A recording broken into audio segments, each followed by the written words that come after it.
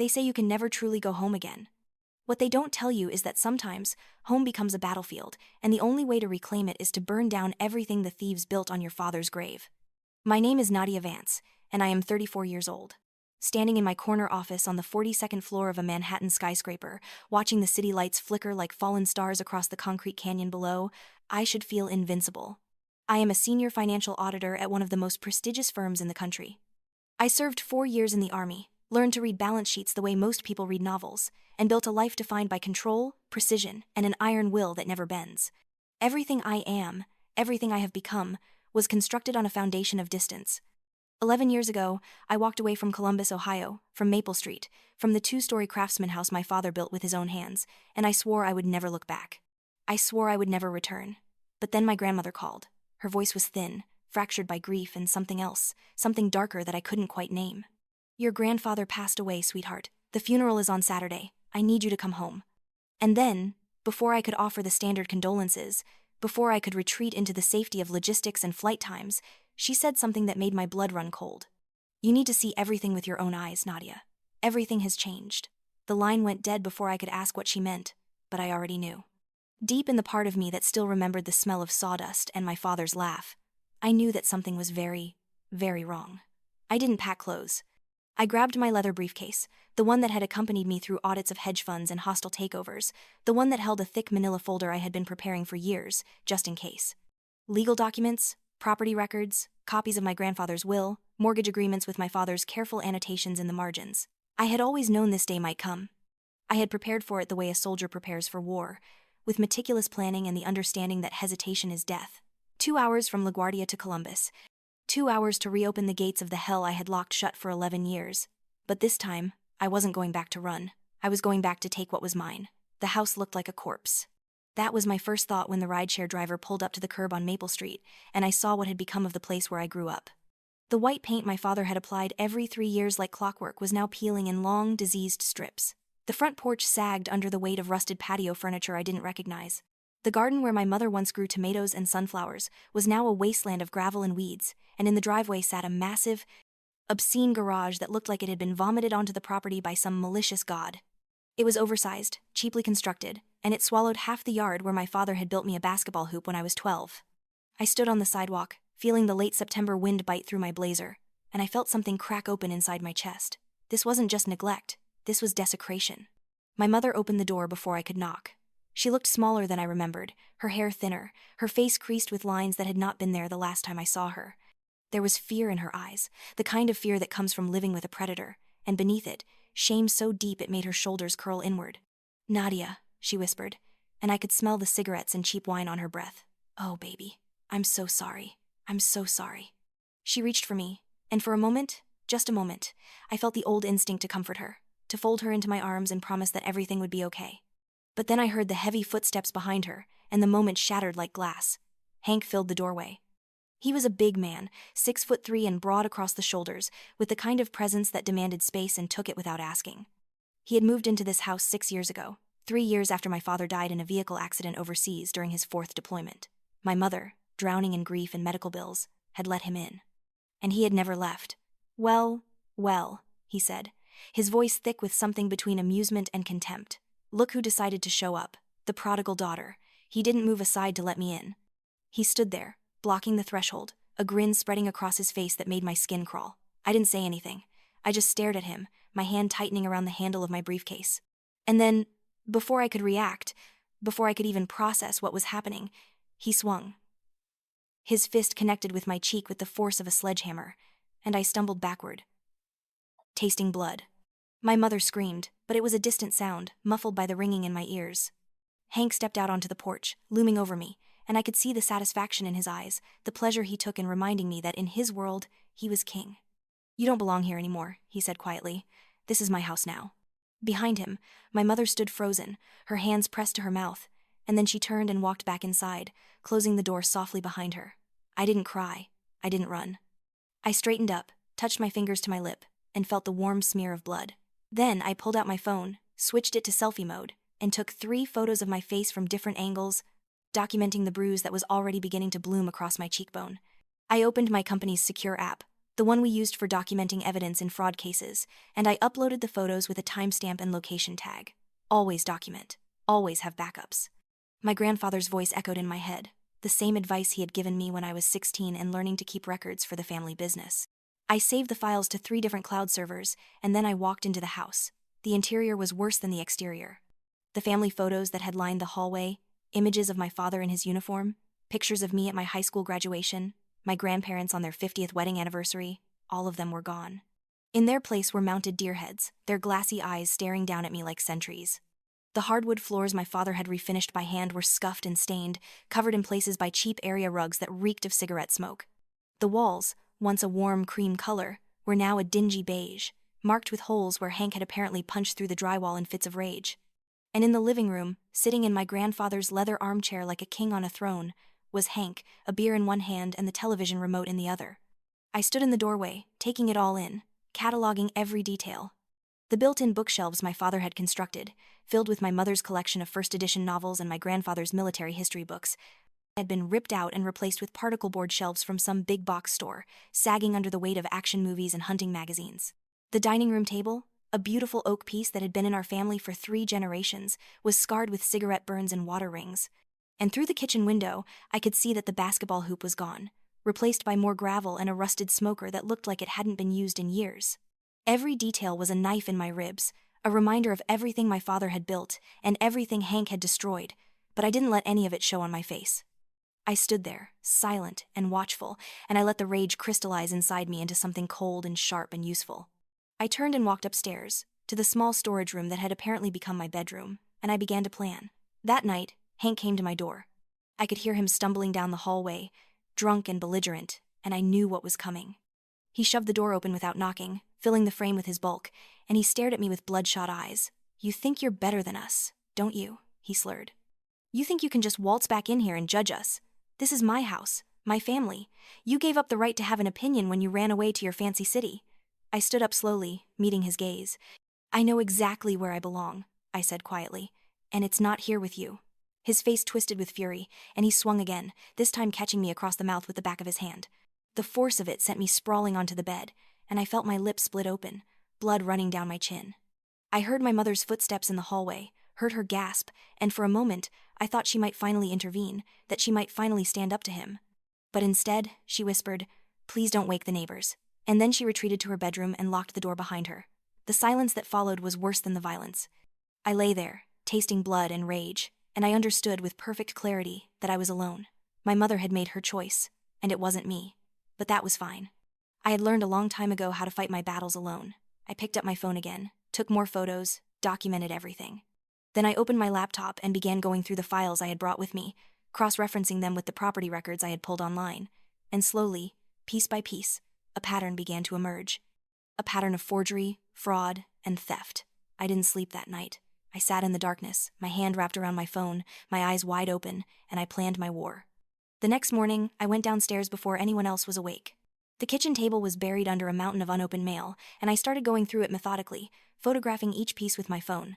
Past due mortgage notices, warnings about property tax delinquency, utility shutoff threats, credit card statements with balances in the tens of thousands.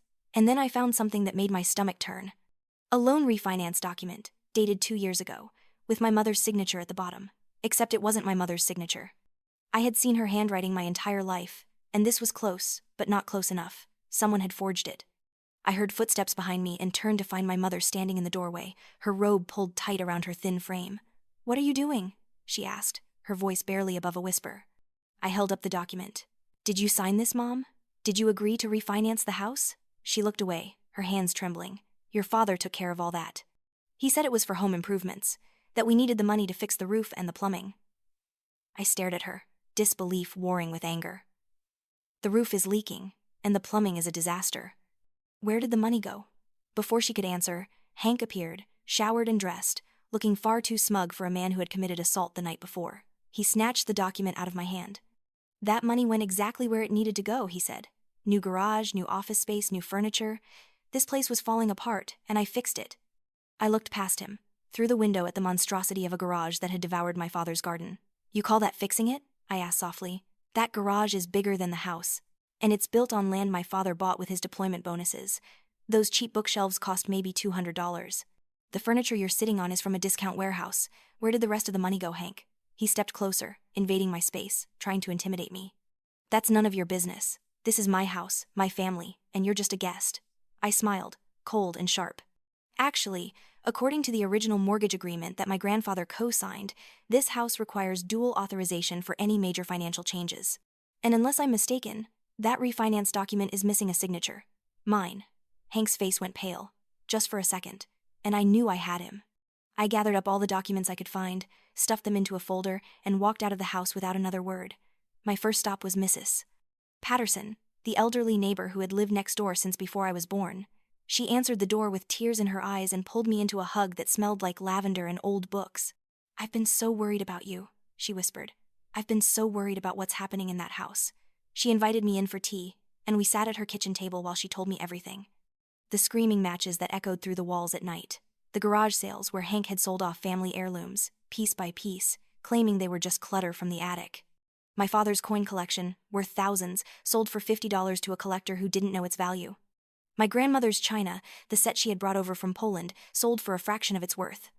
Even my childhood drawings, framed and hung in the hallway, had been taken down and discarded like trash. Mrs. Patterson handed me a manila envelope, her hands shaking. "I took pictures," she said quietly. "I knew someone needed to see what he was doing." Inside were dozens of photos, time-stamped and dated, showing the slow dismantling of my family's legacy. Hank loading boxes into his truck, strangers walking out of our garage with furniture, my mother standing in the background of several shots, her face a mask of misery. I felt something hot and fierce rise up in my chest, something that had been dormant for 11 years. It wasn't just anger. It was righteousness. I spent the rest of the day at a coffee shop, scanning every document, every photo, building a case file that would make any prosecutor weep with joy. And then I called Jonathan Morrison, the best estate attorney in Franklin County. His office was in an old brick building near the courthouse, the kind of place that smelled like leather and justice. Morrison was in his early 60s, with silver hair and sharp eyes that missed nothing. I laid everything out on his desk: the mortgage documents, the forged signatures, the photos, the bank statements showing cash withdrawals that didn't match any home improvement expenses. He went through it all with the methodical precision of a surgeon, making notes, asking questions, building the framework of a case. After an hour, he looked up at me and nodded. "Your grandfather was a smart man," he said. "When he co-signed that original mortgage, he included a clause that prevents major modifications without dual consent. That clause is still enforceable. And these signatures," he tapped the refinance documents, "these aren't even good forgeries. If your mother didn't sign these, and you certainly didn't, then this refinance is fraudulent."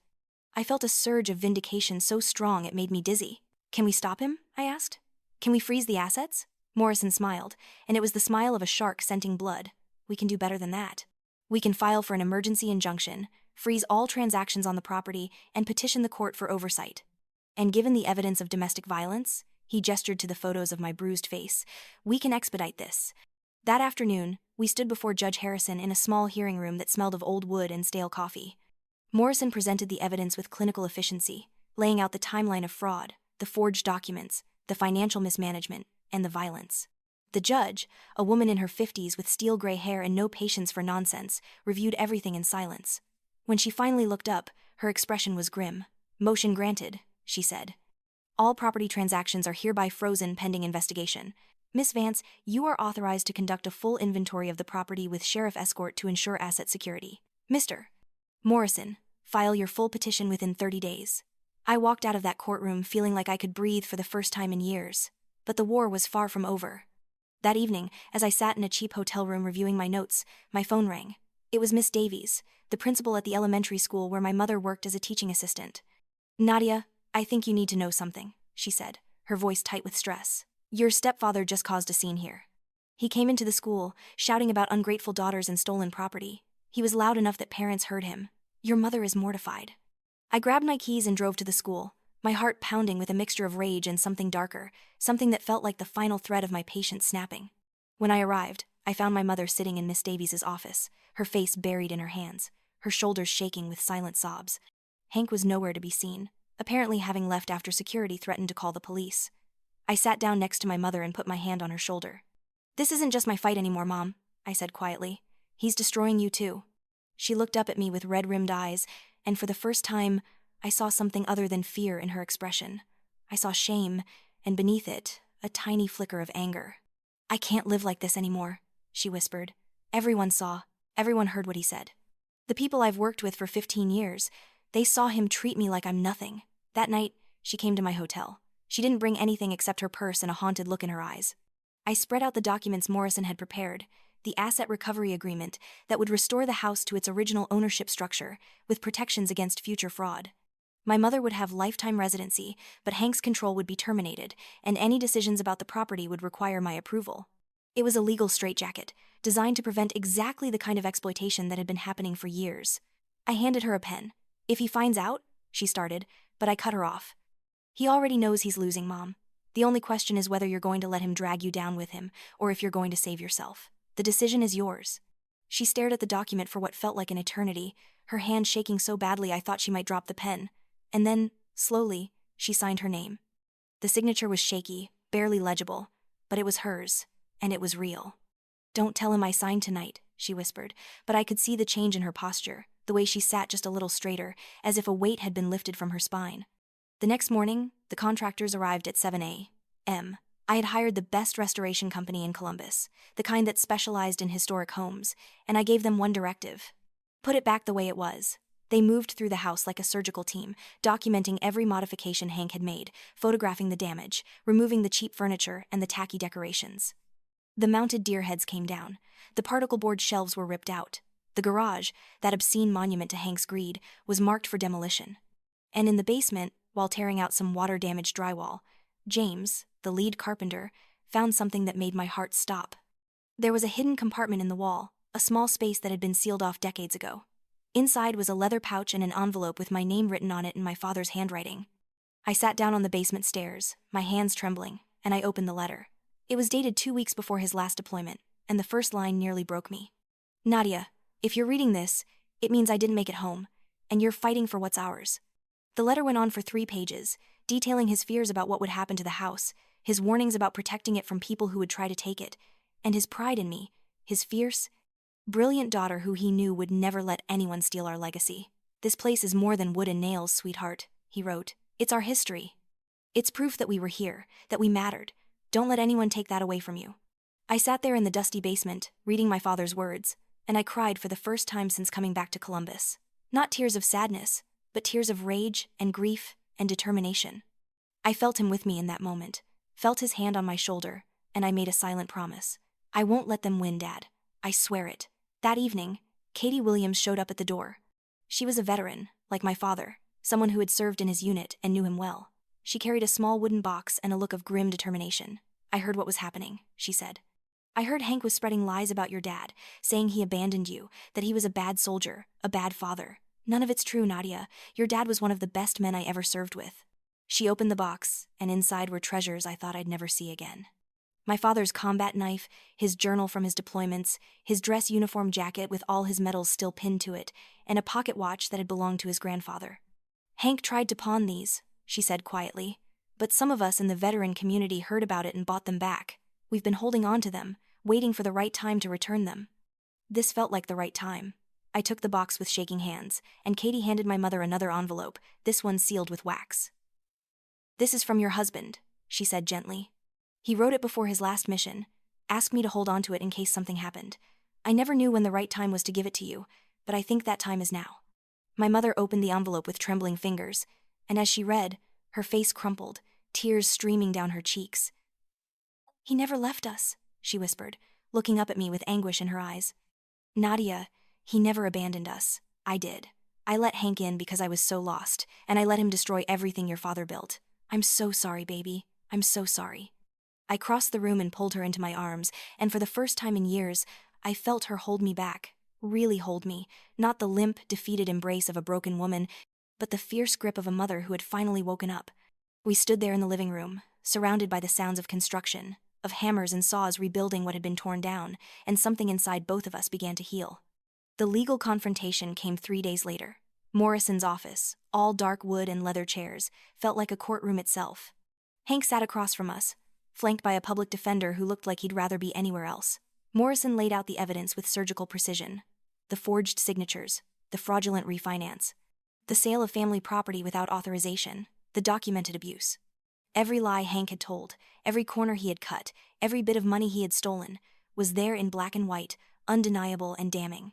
Hank tried to bluster, tried to claim that he had saved the house, that he had invested his own money, that we were ungrateful. But Morrison shut him down with a single question. "Can you produce receipts for any of the home improvements you claim to have made?" Hank fumbled, tried to deflect, but there were no receipts because the improvements had never happened. The money had gone to his truck, his toys, his drinking, his gambling. It had gone everywhere except into the house he claimed to be saving. The terms were non-negotiable. Full restitution of all assets sold without authorization, a signed confession of fraud, and jail time, suspended on the condition that he left the property immediately and permanently. Hank looked at my mother, his eyes pleading, searching for sympathy, for an ally, for someone to save him from the consequences of his actions, but my mother didn't look back.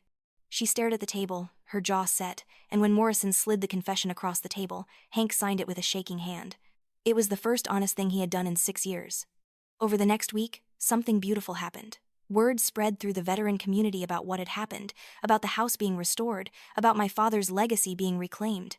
One by one, men and women who had served with him started showing up, bringing back pieces of our family history that Hank had sold: a dress uniform jacket, a set of medals, a combat knife, a first edition book from my grandmother's collection, a silver picture frame that had held my parents' wedding photo. Each person placed their recovered item on the dining room table, shook my hand with quiet solidarity, and told me a story about my father, about the man he had been, about the legacy he had left behind. They told me he was brave, that he was kind, that he never gave up on his people, and that he would be proud of me. The house transformed around us. The floors were refinished, gleaming like honey in the afternoon light. The walls were repainted in warm, welcoming colors. The built-in bookshelves were reconstructed exactly as they had been, and we filled them with books, with photos, with memories. The garden was cleared, tilled, and replanted. The basketball hoop went back up. The garage, that monument to greed, was demolished, and in its place, we planted a dogwood tree, my father's favorite. Every day, my mother grew a little stronger, a little more like the woman she had been before grief had hollowed her out. One evening, 3 weeks after I had returned, we sat together at the kitchen table, the asset recovery agreement spread out between us, along with my father's letter.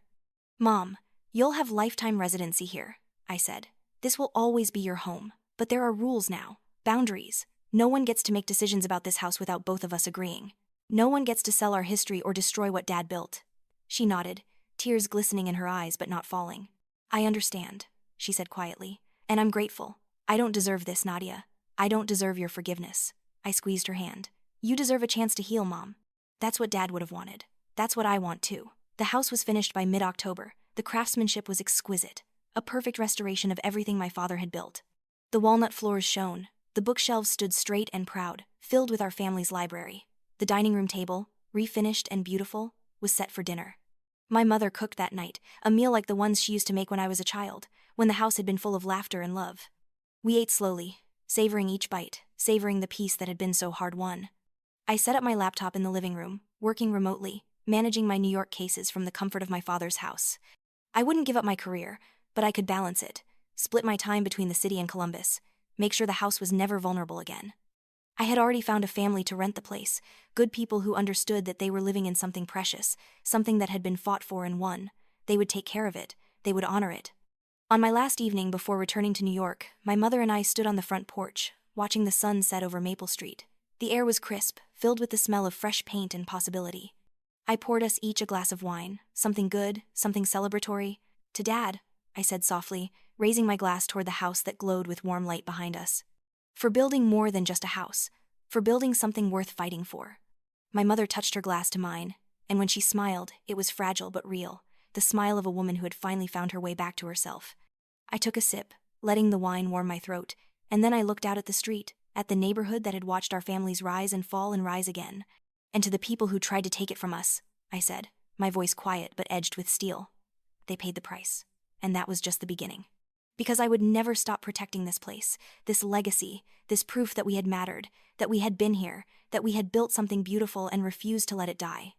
The house stood behind us, solid and whole, no longer a battlefield but a home, rebuilt, reclaimed, and alive again, with the promise of justice served and futures reclaimed.